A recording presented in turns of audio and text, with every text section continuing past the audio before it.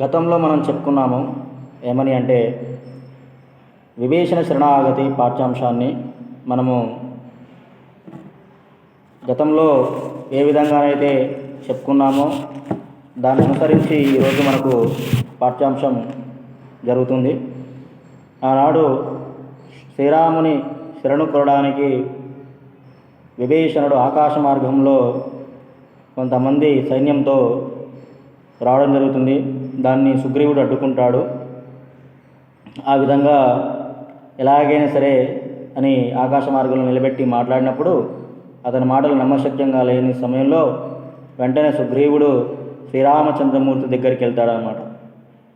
అక్కడికి వెళ్ళి ఏ విధంగా అంటాడో చూద్దాం ఇప్పుడు. రామునకు విభీషణుని యోగ్యత నాంజనేయుండెరింగించుట. మరి ఆంజనేయుడు విభీషణుని యొక్క గుణగణాలని శ్రీరామచంద్రమూర్తికి ఏ విధంగా విన్నవిస్తున్నాడో మనం ఇప్పుడు తెలుసుకుందాం. అది ద్విపద కావ్యాన్ని మనకు రచించినటువంటి గోనబుద్ధారెడ్డి గారు ఎంత చక్కగా ఈ పద్యాల ద్వారా మనకు అందించారో చూడండి. పద్యం చదువుతున్న విద్యార్థులారా వినండి. ధనుజాదినాదుడు దండ కోపమున తను సభ లోపల తన్నెనన్మాట అఖిలంబు నెరుగంగ నాడనీయసురా నిఖిలేశ ఈ మాట నిజముగానోపు ఉడుగక మనలకై నుచితమాడుటయు వెడల ద్రోచిన వాని విడిచి వచ్చుటయు కలుగనోపునుగాని కపటంబుగాదు వలవదు శంకింప వసుదేశ ఇతనిన్ కపట మానసులెట్టి క్రమమునాయున్నా కపటమింతటిలోన కానంగవచ్చు ఇతని మాటలలోన నే మాటయైనా కృతకమై తోపదు కీడనరాదు మనుజేస ధనుజుల మర్మగ్నుడి తండు మనుదేశ నుండుట మానైన నీతి మనుజేస ధనుజుల మర్మగ్నుడితడు మన దశ నుండుట మానైన నీతి అనురావణుడు పట్టినాడు బంధించి ఎనలేని బాధల నేచుటంజూచి ఇతండు నాకై పెక్కు హితవులు పల్కి నితని చిత్తస్థితి నెరంగుదు కొంత అనిన మాటల తనయాత్మకు నెక్కి వనజాప్త సుతుజూచి వసుదేశుడని నర్కజాధీనమే లౌటకీడౌట దర్కించ నీటికి ధర్మంబు త్రోవ శరణని వచ్చిన శత్రువునైనా పరికింపగా రాచపాడి రక్షింప ఒక కపోతముడేగ యుద్ధతీతరుమా వికల భావంబున వేగంబెవచ్చి శిబిమాటు సొచ్చెంజొచ్చినాడేగా శిబిమాటు సొచ్చెంజొచ్చినాడేగయడుగా శిబి తను విచ్చి చచ్చెరా గువ్వగాచి శిబితను విచ్చి చచ్చెరా గువ్వగాచే అపకీర్తి పొందక ఆర్తుజే కొన్న కృప అశ్వమేధ సత్క్రియ ఫలం విచ్చు ఈ విభీషణుండేల ఏచిన ఎట్టి రావణుండైన గర్వము దక్కి వచ్చి శరణన్నగాతునే చందంబునైనా మర్యాదలిట్టివి మా కులంబునకు అభయమిచ్చితి వేగ నర్కజాపోయి అభయమిచ్చితి వేగ నర్కజాపోయి సభయుని ఆ విభీషణు తోడితెమ్ము అనవుడు సుగ్రీవుండారామ కృపకున్ కనువ్రాల్చి ఎటు శిరా కంపంబు చేసి పరికింపని వేల పగవాని తమ్ము డరయంగ శరణన్న అలరి రక్షింప పరికింపని వేల పగవాని తమ్మున్ అరయంగ శరణన్న అలరి రక్షింప నీకే కాకందునే నృపుల కుంచెల్లు కాకుత్స్తలిక నిక్కము ధాత్రిలోను అని పల్కి సుగ్రీవుండాకాశమునకున్ తన సేనతో సముద్దత గసి చేకొని అభయంబు శ్రీరాముడిచ్చే నీకు విభీషణ నిక్కంబు నమ్ము రమ్మని కపిరాజు రాక్షసరాజు నిమ్ములా కౌగిట నినయంగ చేర్చి తోడుకొని వచ్చి సంతోషంబు కృపయు వేడ్కయును సంగ నవ్వుగు కానుపించే నిండ ఆనందించి నృపుజూచి అప్పుడు దండ ప్రణామముల్ దగ్గ చేసి పలికే ఆహా నననానే నననానే నననానే నననా నననానే నననానే నననానే నననా సరిగామ పదని సరిగామ పదని. బా ఎంత చక్కగా చెప్పాడు చూడండి మన గోనబుద్ధారెడ్డి గారి పద్యాన్ని, ఈ ద్విపద మహాకావ్యాన్ని.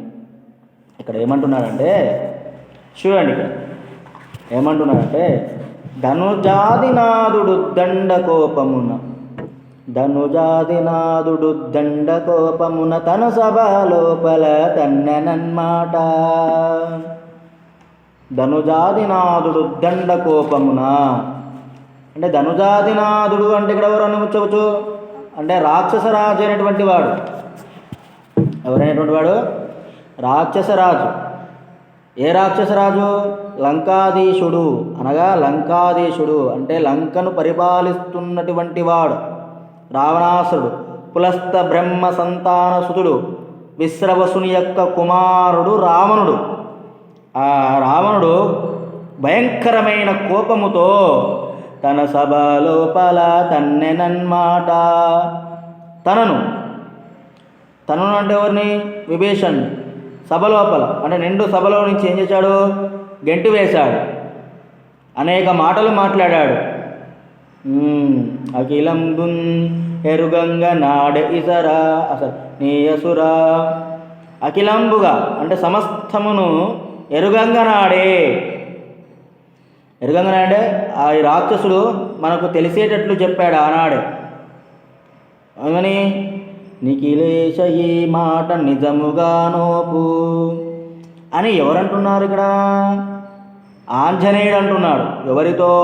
శ్రీరామచంద్రమూర్తితో.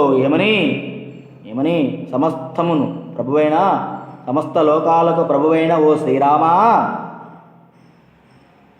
అతను ఆనాడు విభీషణుడు మాట్లాడిన తీరు నాకు తెలుసు.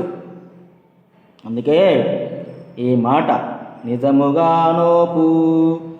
ఈ మాట నిజము ప్లస్ కానోపును. ఈ మాట నిజమే అంటుంటుంది. నిజమే, ఎందుకంటే శుక్రుడు వచ్చాడు ఇక్కడికి, చెప్పాడు. నిజంగా గెంటేశాడేమో అని హనుమ అంటున్నాడు. ఎవరితో? శ్రీరామచంద్రమూర్తితో. అలానే ఉడుగక మనలకై ఉచితమాడుటయు. ఉడవక అంటే విడవక, వెంటనే మానక, మనలకై మన గురించి ఏమని? ఉచితమాడుటయున్. తగిన మాట రావణ సభలో ఇతను మాట్లాడగా అంటే ఏమని? మనలకై అంటే ఓ రామా, ఇక్కడ హనుమ చెప్తున్నాడు. ఏమని? ఆనాడు నిండు సభలో నేను వెళ్ళినప్పుడు ఎలాగైనా సరే సీతమ్మ తల్లిని మీకు అప్పచెప్పమని అడిగాడు. వేడల ద్రోచినవా నిన్ గంట వేసినన్నను విరిచి వచ్చుటయో. విడిచిపెట్టి రావడమును కలుగనూపును గాని అది నిజమై ఉంటుంది కావచ్చు అన్నాడు హనుమ. ఎవరితో? శ్రీరామచంద్రమూర్తితో. కపటంబు కాదు, మోసము కాదు. వలవదు శంకింప వసుదేశ ఇతని. వసుదేశ అంటే ఈ భూమికే ప్రభువైనటువంటి వాడా, ఓ రాజా, ఓ శ్రీరామా, ఓ రాజా, ఓ రామా, ఇతనిని శంకింపన్, ఇతన్ని సందేహింపవద్దని. ఇతరంటే ఇక్కడ ఎవరు? విభీషణుణ్ణి. వలవదు, అర్హము కాదు, ఇది మనకు తగదు, అతన్ని మనం శంకించవద్దు, అనుమానించవద్దు అని హనుమ ఎవరితో అన్నాడు? శ్రీరామచంద్రమూర్తితో అన్నాడు. కపట మానసులెట్టి క్రమమునానున్నన్, కపటంతో కూడుకున్నటువంటి మనస్సులు కలవారు ఎట్టి క్రమమున ఉన్నన్. ఎట్టి క్రమమున ఉన్నన్ అంటే ఏ ప్రకారంగా ఉన్నా మనకు ఎట్టే తెలిసిపోతుంది. ఎందుకంటే ఎవరు మంచో ఎవరు చెడో, ఎవరు మోసం చేయడానికి వచ్చారో, ఎవరు మోసం చేయడానికి వచ్చారో, ఎవరు మోసం చేయకుండా ఉండడానికి వచ్చారో, మనకు సహాయం చేయడానికి వచ్చారో మనకు వారి మాటల్లో, వారి నడవడికల్లోనే తెలిసిపోతుంది. ఓ రామా అని అన్నాడు హనుమ. ఆ విధంగా చెప్పిన తర్వాత చూడండి ఏమంటున్నాడు మళ్ళీ. కపటము ఇంతటిలో కానంగా వచ్చు అంటే వారి మోసము ఇట్లాగే తెలిసిపోతుంది మనకి. నిజమే, కపటం అంటే మోసం, కుట్ర, వంచన, ఇలా ఏవేవైతే ఉన్నాయో అవన్నీ మనకు తెలిసిపోతుంది అన్నాడు. ఇతని మాటలలో, ఈ భీషణుని మాటలలో ఏ మాట అయినా కృతముగా తోపం, ఏ మాట కూడా కృత్రిమంగా అంటే కృతకము ప్లస్ ఐ ప్లస్ తోపదు, కృతము తోపదు అంటే అనిపించడం లేదు. అతని మాటల్లో ఏ మాట కూడా మోసం లేదు అన్నాడు హనుమ. ఎవరితో? రాముడితో. కీడు అనరాదు, అశుభము మనం మాట్లాడకూడదు ఎప్పుడైనా. ఎందుకంటే మనుజేస ఇతడా మర్మగ్నులితడు, మనుజేస ఇతండు ధనుజల మర్మగ్నుడితడు, మనుజేస ధనుజుల మర్మగ్నుడితండు. మనుజేస అంటే ఇక్కడ ఏమంటున్నాడు? మనుజేస అంటే ఓ రాజా, మనుజా ప్లస్ ఈషా, మనుజేష, ఆ plus c is equal to a. ఇందులో గుణసంధి ఉంది.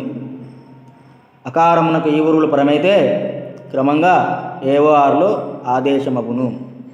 ఆదేశము అంటే ఏంది అంటే ఆదేశం అంటే ఏమిటన్నాడు? ఒక అక్షరానికి మరొక అక్షరము రావడాన్ని ఆదేశం అంటాం. ఒక అక్షరానికి బదులు ఇంకొక అక్షరం రాని ఆదేశం. సో కాబట్టి అలాంటి సవర్ణ దీర్ఘసంధికి గుణసంధికి తేడా ఇదే. సవర్ణం అంటేనేమో రెండు అచ్చులు ఒకేలా ఉండాలి. గుణసంధిలో అకారానికి అంటే ఆ అంటే అత్తు, అత్తు అంటే స్వరము అని అర్థం, అంటే అశ్వ అకారం అని అర్థం అక్కడ. కాబట్టి ఆ విధంగా మనకు ఈ మనుజేషలో కూడా మనకు ఒక చక్కటి పద్యంతో పాటు ఒక సంధి యొక్క నిర్మాణాన్ని కూడా ప్రయోగించడం జరిగింది ఇక్కడ. కాబట్టి మనుజేష ధనుజుల మర్మగ్నుడితడు. ఓ రాజా, రామా, ధనుజులు అంటే ఇక్కడ ఎవరు? రాక్షసులు. మరి అలాంటి ధనుజులు అంటే విభీషణుడు, అలాంటి రాక్షసుల యొక్క రహస్యాలను తెలిసినటువంటి వాడు. కాబట్టి ఏమన్నాడు? మన దశ నుండుట మానైన నీతి. మను దశ నుండుట అంటే మన చెంత ఉండడము, అంటే మన చెంత, మన దశ ఉండుట అంటే మన పక్షంలో అతడు ఉండడము. మానైన నీతి అంటే ఒప్పిదమైన నీతి, నిశ్చలమైనటువంటి స్థితి. మనకు నీతిని అంటే మనకు ఎన్నో విషయాలను కూడగట్టుకుని చెప్పుతాడు కాబట్టి. ఎందుకంటే మనకు అక్కడ ఏ విషయాలు తెలియవు కాబట్టి. అందుకే అట్లాంటి వాడు మనలో ఉండడం చాలా మంచిది అని హనుమ రామునికి చెబుతాడు. ఆ విధంగా చెబుతూ మళ్ళీ ఇలా అన్నాడు. ఏమన్నాడు చూడండి. అనురావణుండు పట్టినాడు బంధించి ఎనలేని బాధల నేచుటా చూచి. అనురావణుడు పట్టినాడు బంధించి ఎనలేని బాధల నేచుటా చూచి. ఓ రామా, ఆనాడు అంటే ఏనాడు? సీత జాడ వెతకడానికి మీరు నన్ను పంపించినప్పుడు నేను లంకానగరంలోనికి ప్రవేశించినప్పుడు లంకానగరాన్ని నేను సర్వనాశనం చేస్తున్న సమయంలో మేఘనాథుడు అంటే రావణాసురుని పుత్రుడైన మేఘనాథుడు నన్ను బ్రహ్మాస్త్రం చేత బంధింపచేసి నిండు సభలోకి తీసుకువెళ్ళినప్పుడు నన్ను ఆ రాక్షసరాజైన రావణుడు చంపాలంటాడు. ఎందుకంటే ఆ విధంగా అన్నప్పుడు తన తమ్ముడైన ఈ భీషణుడు రాయబారిగా వచ్చిన వారిని అంటే దూతగా వచ్చిన వారిని సంహరించరాదు, ఏదైనా శిక్ష వేసి పంపించాలని మంచి మాట రూపంలో చెప్పినప్పుడు అతని యోగ్యత, అతని గొప్పతనం, అతని యొక్క సంస్కారం నాకు ఆనాడే తెలిసింది. కాబట్టి అందుకే నన్ను రావణుడు పట్టి నాడు బంధించి ఎనలేని బాధల ఈ చుటా చూచి ఇతండు నాక పెక్కు హితవులు పల్కే.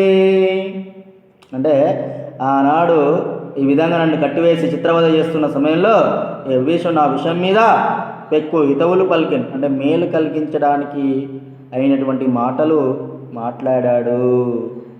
ఇతని చిత్తస్థితి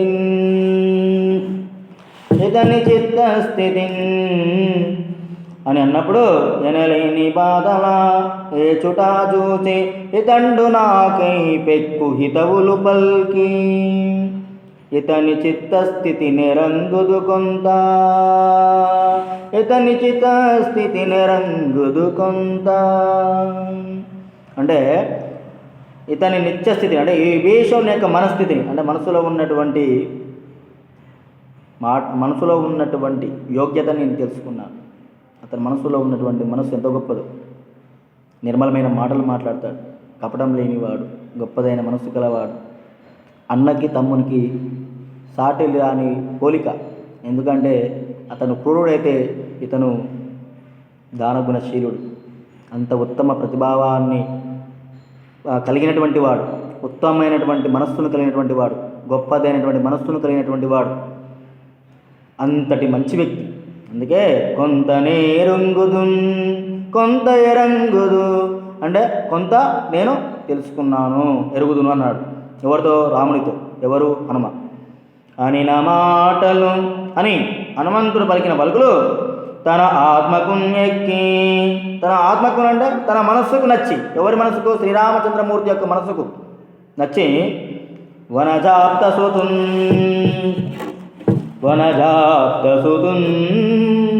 చూచి వసుదేశుడని వనజాప్త సుతుడిని చూసి వసుదేశుడని అంటే వనజాప్త సుతుడు అంటే వనజాప్త సుతుడు అంటే వనములకు ప్రభు అయినటువంటి వాడు, సాక్షాత్తు ఆ సూర్య భగవానుడు. ఆ సూర్యనంతరుడైన సుగ్రీవుణ్ణి చూసి వసుదేశుడు అంటే ఈ భూమిని పరిపాలించే ప్రభు, సమస్త లోకానికి ముల్లోకాలకు ప్రభు అయినటువంటి వాడు రాముడు. అలాంటి రాముడు ఇలా అన్నాడు సుగ్రీవునితో. ఏమన్నాడు సుగ్రీవుడితో? ఏమన్నాడో చూద్దాం. ఏమన్నాడు చూడండి సుగ్రీవుడితో. అర్కజదీన మేలౌట కీడౌట దర్కించ నీటికి ధర్మంబు త్రోవా అర్కజాదీన మేలౌట కీడౌట దర్కించ నీటికి ధర్మంబు త్రోవా శరణి వచ్చిన శత్రువునైనన్ పరికింపగారాచ పాడి రక్షింప శరణి వచ్చిన శత్రువునైన పరికింపగారాచ పాడి రక్షింప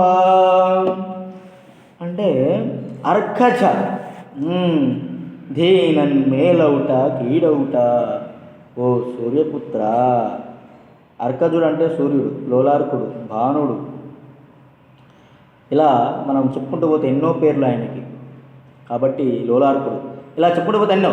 అలాంటి ఓ సూర్యపుత్ర సుగ్రీవా దేనివల్ల అంటే విభీషణునికి శరణం ఇవ్వడం వల్ల మేలౌటన్ శుభము జరుగుటను గూర్చి కీడౌటన్ అశుభము జరుగుటను గూర్చి ధర్మంబు త్రోవా ధర్మ మార్గమును గూర్చి తర్కించ ఏటికి. ఎందుకయ్యా ఈ వాదించడం ఎందుకు? తర్కం చేయడం ఎందుకు? వాదోపవాదాలు ఎందుకని అన్నాడు రాముడు సుగ్రీవుడితో. అన్నాడు రాముడు సుగ్రీవుడితో. నిజమే కదా, కీడైనది మేలనే తర్వాత విషయం, శుభమా అశుభం అనే తర్వాత గురించి ఆలోచిద్దాం. అంతేగాని ముందుగా ఈ వాదించడం అనేది మనకు అవసరం లేదు అని చెబుతూ ఉన్నాడు. ఎవరు ఎవరు రామచంద్రమూర్తి. ఎవరితో? సూర్యుని పుత్రుడైన సుగ్రీవుడితో. సూర్యుడి పుత్రుడైన సుగ్రీవుడితో. కాబట్టి ఈ విధంగా వినండి. ఏమన్నాడు సూర్యుడి పుత్రుడైన సుగ్రీవుడు? ఏమన్నాడు చూడండి. శరణి వచ్చిన శత్రువునైనా పరికింపగా పాడి రక్షింప, పరికింపగా పాడి రక్షింప. శరణని వచ్చిన శత్రువునైనా పరికింప పాడి రక్షింప, పరికింపగా రాచపాడి రక్షింప. అంటే చూడండి ఇక్కడ, శరణి వచ్చిన శత్రువునైనా, శరణు కోరి వచ్చిన శత్రువునైనా పరికింపగా పరిశీలించి చూడగా రక్షించడం. రాచపాడి, రాచపాడి అంటే రాజధర్మము.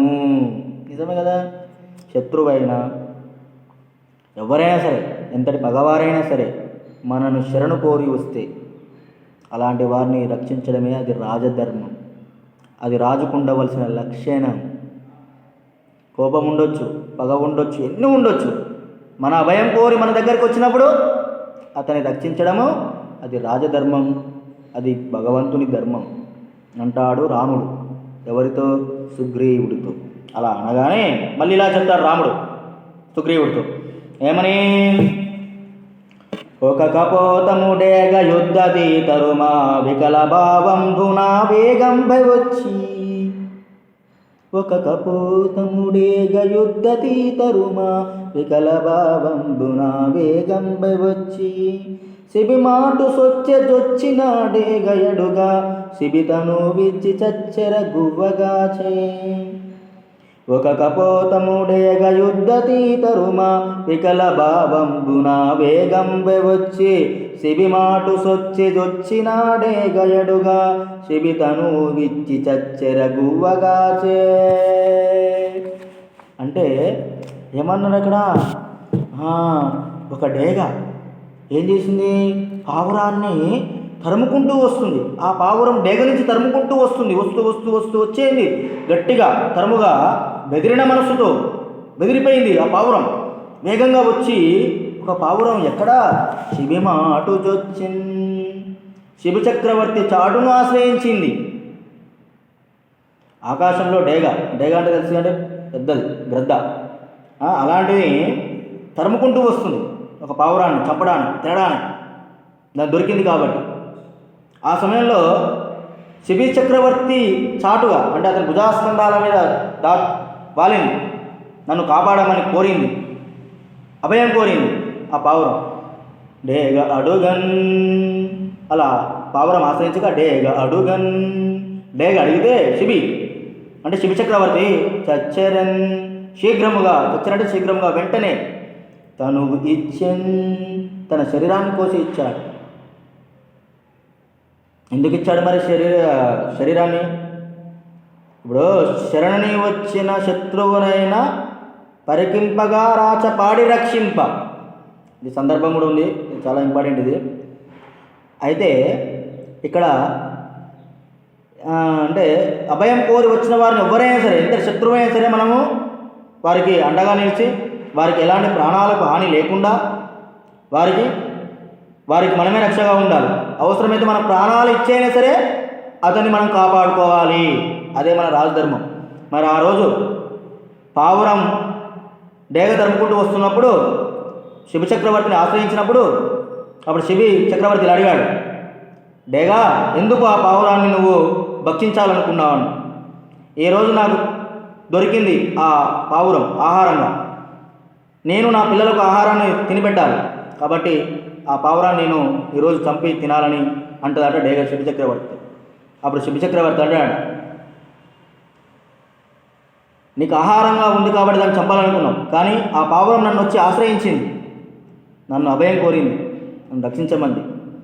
నీకు మాంసమే కావాలనుకుంటే నా శరీరంలో నుంచి నేను కోసి ఇస్తానని అంటాడట ఆ డేగతో శిబి చక్రవర్తి. ఆ పావురం ఎంత తులతూగదో అంతటి మాంసాన్ని నేను నా శరీరం నుంచి కోసి నీకు మాంసంగా ఇస్తానంటాడ. అప్పుడు ఆ విధంగా శిబి చక్రవర్తి చూశారండి, ప్రాణాలకు లెక్క చేయకుండా తన శరీరంలో నుంచి మాంసాన్ని కోసి ఆ డేగకి ఇచ్చేశాడు. ఆ డేగ ఆ మాంసాన్ని తీసుకొని బయలుదేరుతుంది తిని. అప్పుడు ఆ పావురాన్ని రక్షిస్తాడు. చూడండి, అది ధర్మం, అదే రాజధర్మం. కాబట్టి ఆ విధంగా చెప్పాడు. చూశారండి, శరణని వచ్చిన శత్రువునైనా పరికింపగా రాచపాడి రక్షింప. వెంటనే శీఘ్రంగా అలాంటి వారికి మనం వెంటనే అభయం ఇవ్వాలి. వారి యొక్క ఆలనా పాలన మనమే చూడాలి. వారికి ఏ కష్టం రాకుండా చూసుకోవాలి. వారిని రక్షించాలి, కాపాడాలి. అదే మన ధర్మం. ధర్మో రక్షిత. ధర్మాన్ని రక్షిస్తే ఆ ధర్మం మనల్ని రక్షిస్తుంది.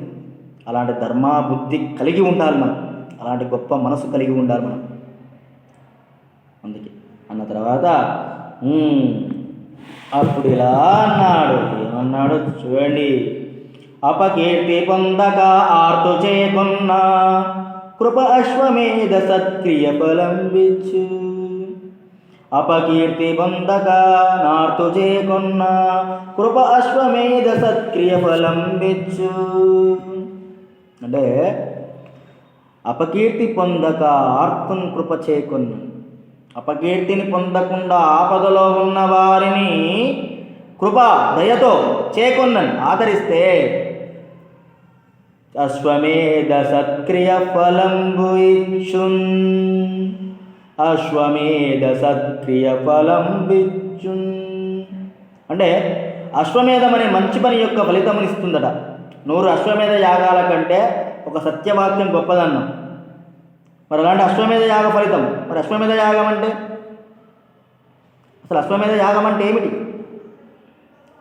ఒక రాజు తన రాజ్యంలో సతీ సమేతంగా అశ్వమేధ యాగాన్ని తలపెడతాడు.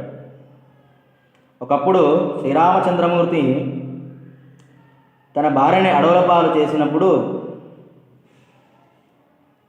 భూమాత కోపిస్తుంది. ఎందుకు కోపిస్తుంది తెలుసండి? తన బిడ్డని ఈ విధంగా చేశాడు రాముడు అని చెప్పేసి ప్రకృతిని విలేదానం చేస్తుంది. కరువు కాటకాలను తీసుకొస్తుంది. ప్రజలు అల్లాడిపోతారు. తిండి ఉండదు, దప్పిక ఉండదు, మాడి మసైపోతుంటారు. మొత్తం ఎక్కడ చూసినా కరువే. ఇదంతా పోవాలంటే, ఈ పాపం మూటగట్టుకోకుండా ఉండాలంటే సాక్షాత్తు జనులకు అంటే ప్రజలకు ప్రభు అయినటువంటి రాముడు సతీ సమేతంగా ఆ అశ్వమేధ యాగాన్ని చేయాలి. మరి అశ్వమేధ యాగాన్ని ఎందుకు చేస్తారు అంటే, అశ్వం అంటే గుర్రం. ఆ గుర్రానికి ఒక శిలాఫలకం రాసి రాజ్యం అది ఎంతవరకు అయితే స్వేచ్ఛగా వివరిస్తుందో అంతవరకు దాన్ని వదిలేస్తారు. ఆ గుర్రాన్ని వదిలేసి దాన్ని ఎవరు కూడా బంధించరాదు. మళ్ళీ ఒకవేళ బంధించారు అనుకోండి, ఆ బంధించిన వారితో యుద్ధం చేసి మళ్ళీ తిరిగి ఆ అశ్వాన్ని తోడుకొని వెళ్ళాలి. ఆ ఎంతవరకు ప్రయాణిస్తుందో, ఎంతవరకు పరిగెడుతుందో, ఎంతవరకు తిరగగలుగుతుందో అంతవరకు ఆ రాజ్యంలో ఎలాంటి కష్టాలు కానీ, ఎలాంటి నష్టాలు కానీ, ఎలాంటి కరువు కాటకాలు కానీ రాకుండా చేసేటువంటి యాగమే ఈ అశ్వమేధ యాగం. ఆ విధంగా రాజు శిలాశాసనం రాసి ఆ విధంగా దానికి రాసి పంపిస్తారు. కొంతమంది సైనికుల చేత దాన్ని తోలుకొని తీసుకెళ్తుంటారు. ఆ విధంగా వెళ్తారు. ఆనాడు లవకుశలు ఆ అశ్వమేధ యాగం తలపెట్టినప్పుడు అశ్వాన్ని బంధిస్తారు. బంధిస్తే శత్రుఘ్నుడు వస్తాడు. శత్రుఘ్నుడు ఆ యాగాన్ని అశ్వాన్ని ఇష్టపడడం అంటే ఆ లవకుశలు విడిచిపెట్టారు, యుద్ధం చేస్తారు, ఓడిస్తారు. తర్వాత లక్ష్మణుడు వస్తాడు, యుద్ధం చేస్తాడు, ఓడిపోతాడు. భరతుడు వస్తాడు, యుద్ధం చేస్తాడు, ఓడిపోతాడు. ఆఖరికి రాముడు కూడా వస్తాడు. వచ్చిన ఆయన కూడా వారి చేతిలో పరాజయమే ఉంటుంది. అయినా కానీ ఆ సమయంలో అశ్వాన్ని ఎంతవరకు విడిచిపెడతారో, ఎంతవరకు అది తిరుగుతుందో, ఎంతవరకు పరిగెడుతుందో అంతవరకు ఆ రాజ్యం సస్యశ్యామలంగా ఉంటుంది. అందుకే ఆనాడు అయోధ్య సస్యశ్యామలమైంది, రామరాజ్యం. అందుకే అలాంటి అశ్వమేధ యాగాలు 100 చేసిన, 1000 చేసిన, 1,000,000 చేసిన అలాంటి ఫలితాన్ని మనకి ఇస్తుందని చెప్తాను. అంటే అట్లాంటి శరణని వచ్చిన వారిని మనం రక్షిస్తే అంతకంటే రెట్టింపు ఫలితం మనకు లభిస్తుందని చెప్పేసి ఎవరన్నారు? రామచంద్రమూర్తి సుగ్రీవుడితో అన్నాడు. అన్న తర్వాత ఇలా అన్నాడు, ఈ విభీషణుడేల ఏచిన ఎట్టి రావణుండైన గర్వము దక్కి వచ్చి శరణన్నగాతునే చందంబునైన మర్యాదలిట్టివి మా కులంబునకు. అంటే రావణుడు గర్వము దక్కి, అంటే రావణుడైన తన గర్వమును విడిచి వచ్చి నన్ను శరణు కోరితే, అంతే కదండి, రావణుడైన తన గర్వాన్ని వీడి నా శరణు కోరితే ఏమన్నాడంటే ఇక్కడ శరణన్నగాతునే చందంబునైనా, అంతేదండి, రాముడు వచ్చి నన్ను శరణు కోరి భద్రం కూడా రక్షిస్తానన్నాడు రాముడు. అన్నప్పుడు మర్యాదలిట్టివి మా కులంబునకు, మర్యాదలిట్టివి మా కులంబునకు. ఏ విధంగానైనా సరే, ఏ చందమునంటే ఏ విధంగానైనా సరే మర్యాదలిట్టివి, అంటే మా రఘువంశమునకు, అంటే ఏంది మర్యాదలిట్టివి అంటున్నాడు. మర్యాదలిట్టివి మా కులంబునకు, మా రఘువంశమునకు కట్టుబాట్లు ఈ విధంగా ఉంటాయి. అంటే మా కట్టుబాటు, మా ఆచారం కానీ, మా సాంప్రదాయం కానీ, మా సంస్కృతి కానీ ఇదే, అదే మా ధర్మం, అదే మా తండ్రి మాకు నేర్పిన విద్య, అదే మా తండ్రి నేర్పినటువంటి మాకు గౌరవం, అదే మా తండ్రిని మాకు ఇచ్చిన సంస్కారం అని దశరథ పుత్రుడైన రామచంద్రుడు సుగ్రీవుడితో అంటాడు. ఏమంటాడు? సుగ్రీవుడితో అంటాడు. ఆ విధంగా అన్న తర్వాత మరి ఏమైందో చూడు. ఆ సమయంలో ఇలా అన్నాడు. ఏమన్నాడో చూడండి. అభయమిచ్చితి వేగ అర్కజాపోయి అభయుని ఆ విభీషణు తోడి తెమ్ము. ఇప్పుడు అభయం ఇచ్చాను, అర్కజుడా, సుగ్రీవుని పుత్రుడైన సూర్యుని పుత్రుడైన ఓ సుగ్రీవా, వెంటనే వెళ్ళి అభయం ఇచ్చాను అని విభీషణుడికి చెప్పి తోడుకొని, అంటే వెంట తీసుకుని రా అన్నాడట. ఆ మాట అనగానే సుగ్రీవుడు అనవుడు సుగ్రీవుడా రామకృపకున్, అనవుడు సుగ్రీవుడా రామకృపకున్. ఆ విధంగా రాముడు అన్నాడో లేడో వెంటనే ఆ కృపతో, అంటే దయతో ఆ రామచంద్రమూర్తికి నమస్కరించి ఇట శిరకంపంబు చేసి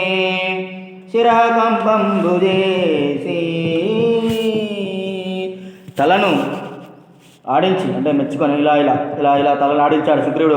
ఓరి చెంత? రామచంద్రమూర్తి చెంద. ఆ తల ఆడించి అలా వెళ్ళాడు. అరయంగన్ పరికింపని వేళ, అంటే జాగ్రత్తగా చూస్తే, అంటే పరిశీలన చేస్తే ఈ వేళ, ఈ సమయంలో, అంటే యుద్ధం జరగబోయే ఈ సమయంలో పగవాని తమ్ముడు, అంటే పగవాని తమ్ముడు అంటున్నాడు ఇక్కడ. పగవాని తమ్ముడు, పగవాని తమ్ము అంటే పరికింపని వేళ పగవాని తమ్ము అరయంగ శరణన్న అలరి రక్షింప. అంటే పరిశీలించగా చూస్తే పగవాని తమ్ముడైన విభీషణుణ్ణి, శత్రువు యొక్క సోదరుడైనటువంటి వాణ్ణి అలరి శరణి అన్న అలరి యాచపాడి రక్షింప. అంటే కాకుత్స్థ కుల తిలక, కాకుత్స్థ కుల తిలక అంటే కకుత్స వంశశ్రేష్ఠుడైనటువంటి ఓ రామా, రక్షించడం నిజంగా అన్నాడు. అంటే భగవాని తమ్ముడైన సోదరుడు, అంటే రావణుని తమ్ముడైన విభీషణుణ్ణి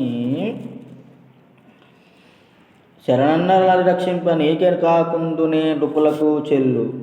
అంటే కాకుత్స్థ తిలక వంశస్థుడైన ఓ రామచంద్ర, ఈ ఇలలో, అంటే ఈ ఇహపరలోకాల్లో, అంటే అటు భూలోకంలో కావచ్చు, అటు ముల్లోకాల్లో కావచ్చు, ఎక్కడైనా నీలాంటి రాజుకే చెల్లుతుంది తప్ప మరొవరికి ఆ గుణం ఉండదు అని చెప్పేసి సుగ్రీవుడు రామచంద్రమూర్తితో అన్నాడు అని ధాత్రిలో, అంటే ఈలలో, ఈ భూమిలో అన్న తర్వాత ఈ భూమిలో నీకు తప్ప మరెవరికి ఆ స్థానం లేదని చెప్పేసి అన్నాడు అనమాట.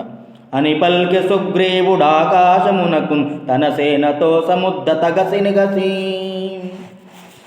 అని పల్కె సుగ్రీవుడాకాశమునన్ తన సేనతో సముద్దతగతినగసి.